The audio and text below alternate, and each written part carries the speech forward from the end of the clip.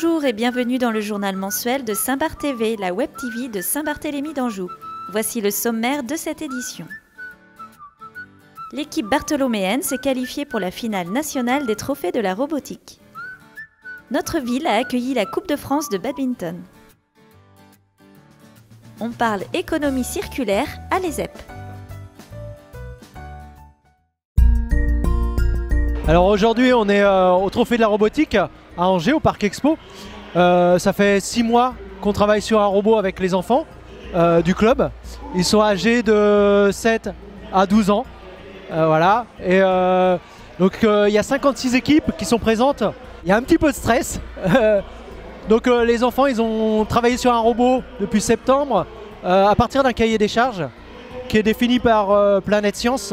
À partir de toutes ces données, on les accompagne, nous, en tant qu'adultes, avec les papas et les mamans qui viennent à l'atelier, puisque c'est un atelier parents-enfants, à construire leur robot. Alors nous, on ne fabrique pas, on les accompagne juste dans leur réflexion. Qu'est-ce qui peut fonctionner, qu'est-ce qui ne peut pas fonctionner. Voilà, on est principalement présent pour ça. Moi, je sens que c'était très bien, puisque on a été fair play et on a accordé notre funny action pour les 20 points à l'adversaire et eux ils nous ont accordé leur cylindre devenu neutre. Et donc on a eu 45, ça fait égalité. Habituellement on lançait les balles dans le panier avec le canon. Malheureusement cette fois il n'a pas voulu tirer suite à un petit problème mécanique. Du coup j'étais hyper stressée, je savais pas ce qui se passait vu que j'étais à la perche. Du coup, lorsque je l'ai su, j'étais hyper surpris. Je suis quand même assez content vu le nombre de points qu'on a eu. On sait aujourd'hui que la robotique a des avantages et des inconvénients pour l'avenir professionnel. Et que au-delà de ça, nous on initie, on amène surtout des principes d'électricité. La démarche scientifique est très importante. On a un problème donné au départ. Et comment est-ce qu'on peut le résoudre? Ça va être bon, je crois que c'est à notre tour d'y aller, donc on va aller voir le match et les enfants participer et on espère qu'ils vont mettre des points.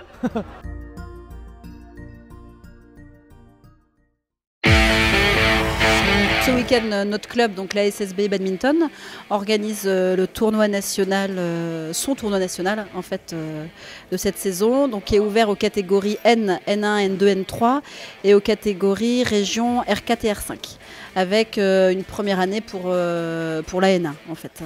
Donc on accueille près de 400 joueurs sur les 2 jours, de 8h à 21h aujourd'hui et de 8h à 18h demain. On a des joueurs qui viennent de Paris, Bordeaux, Lyon, Normandie, Tours. Oui, on a des joueurs des 4 coins de la France. Donc on est un des 2 plus gros clubs du département, Cholet et Saint-Barthélemy, avec 230 joueurs inscrits.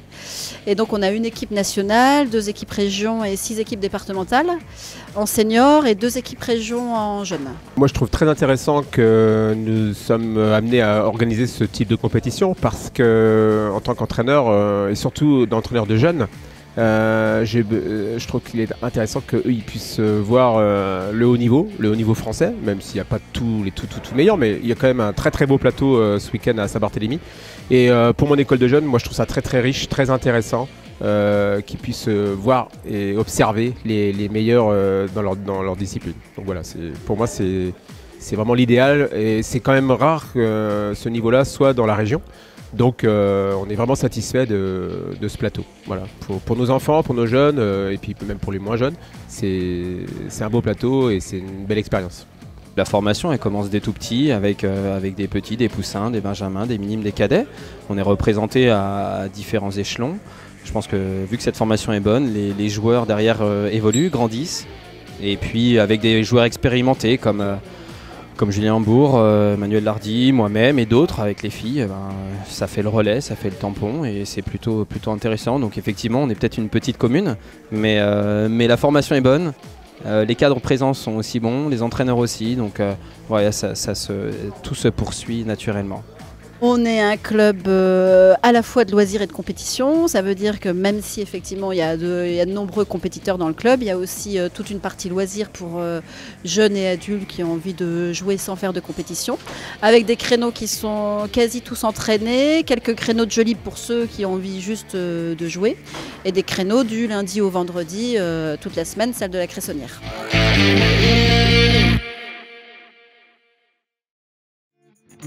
Aujourd'hui s'organise la 3e édition de la journée économie circulaire.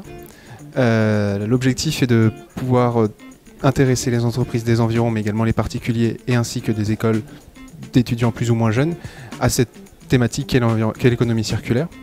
Donc qu'est-ce que l'économie circulaire? Alors, rapidement, l'économie circulaire, c'est l'idée d'une notion de cercle dans l'utilisation de nos produits.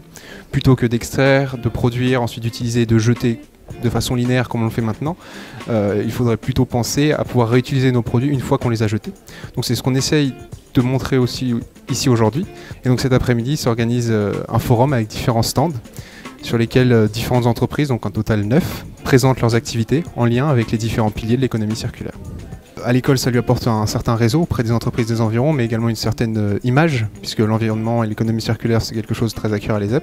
Et puis aussi, pour nous, c'est une expérience dans l'événementiel et aussi d'approfondir nos connaissances dans le milieu de l'économie circulaire et pouvoir éventuellement créer un partenariat avec d'autres entreprises. Voilà. Comme avec le Crédit Mutuel et Veolia, par exemple. Il se trouve que je suis un ancien élève de l'ESEP. Je suis sorti en 2008 de cette école d'ingénieur. Et du coup, l'ESEP s'est rapproché de moi pour intervenir sur la partie recyclage des déchets. Intervenir aujourd'hui, ça permet du coup d'apporter le regard recyclage des déchets.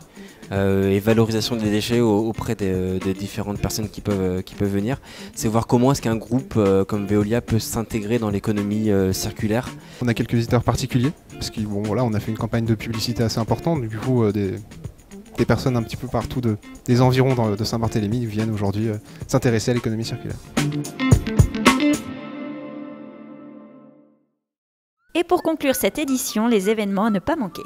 Tous les enfants jusqu'à 4 ans sont invités à participer au carnaval de la petite enfance, mercredi 5 avril. La Baleine Bleue vous invite à un goûter de Pâques, samedi 15 avril à 14h30.